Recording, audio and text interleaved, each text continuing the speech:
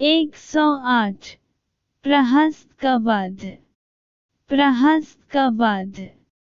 अग्निपुत्र नील के हाथों प्रहस्त के वध का समाचार सुनते ही रावण क्रोध से तम उठा, किंतु थोड़ी ही देर में उसका चित्त उसके लिए शोक से व्याकुल हो गया।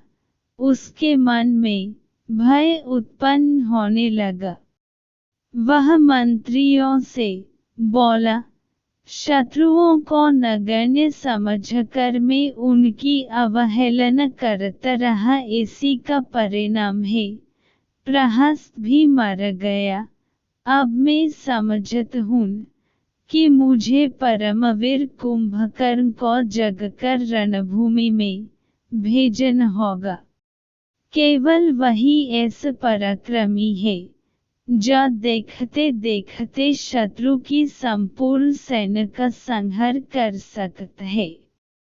रावण की आज्ञा पाकर उसके मंत्री ब्रह्म के शाप के कारण सोए हुए कुंभकर्ण के पास जाकर उसे जगाने लगे। जब वह चीखने चिल्लाने और झकझोरने से भी न उठा, तो वे लाठियों और मुसलों से मार मार उसे उठने लगे।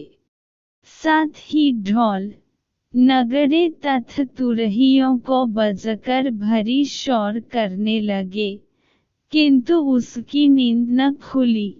अंत में तोपों को दागकर उसकी नाक में डोरी डालकर बड़ी कठिनाई से उसे जगाया गया।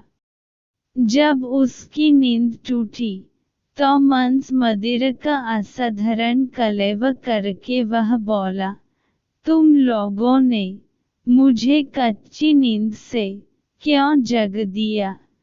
सब कुशल तो है? कुंभकर्ण का प्रश्न सुनकर मंत्री युपाक्ष ने हाथ जोड़कर निवेदन किया, हे राक्षस शिरोमणि, लंका पर वानरों ने आक्रमण कर दिया है। अब तक हमारे बहुत से पराक्रमी वीरों तथा असंख्य राक्षस सैनिकों का संहार हो चुका है।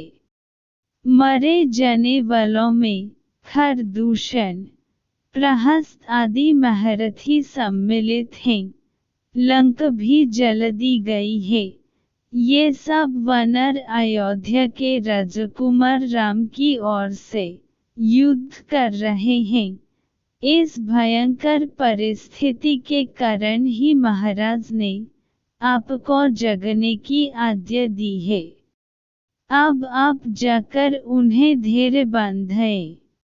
यह समाचार सुनकर कुंभकर्ण नदी से निवृत्त होकर राज्यसभा में रावण के पास पहुंचा। उसके चरण स्पर्श करके बोले, महाराज, आपने मुझे किस लिए स्मरण किया है? कुंभकर्ण को देखकर रावण प्रसन्न हुआ। वह बोला, महाबली वीर, दीर्घकाल तक सोते रहने के कारण तुम्हें यहन के विषय में कोई जानकारी नहीं है। अयोध्या के राजकुमार राम और लक्ष्मण वानरों की सेना को लेकर लंका का विनाश कर रहे हैं। उन्होंने समुद्र पर पुल बांधकर उसे पार कर लिया है। इस समय लंका के चारों ओर वानर ही वानर दिखाई देते हैं। प्रहस्त, खर दूषण आदि असंख्य वीर राक्षस सेना के साथ मारे जा चुके हैं। लंका में भय से त्राहि त्राहि मच रही है। तुम पर मुझे पूर्ण विश्वास है। तुमने देवासुर संग्राम में देवताओं को खदेड़ कर जो अद्भुत वीरता दिखाई थी, वह मुझे आज भी स्मरण है। इसलिए तुम वानर सेना सहित दोनों भाइयों का संहार करके लंका को बचाओ। इसके अतिरिक्त रावण ने विभीषण के निष्कासन आदि की बातें भी उसे विस्तारपूर्वक बताईं। यह सुनकर कुंभकर्ण ने पहले तो रावण को नीति संबंधी बहुत सी बातें कहते हुए रावण को उपलम्ब दिया।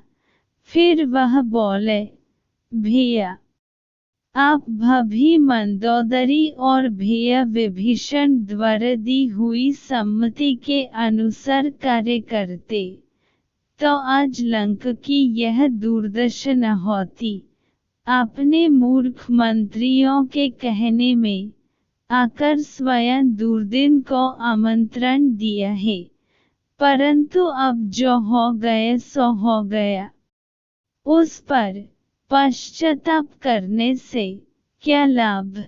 अब आपके अनुचित कर्मों के फलस्वरूप उत्पन्न भय को मैं दूर करूंगा। मैं उन दोनों भाइयों का वध करूंगा और दुखी राक्षसों के आंसू पोंछूंगा। आप शोक न करें।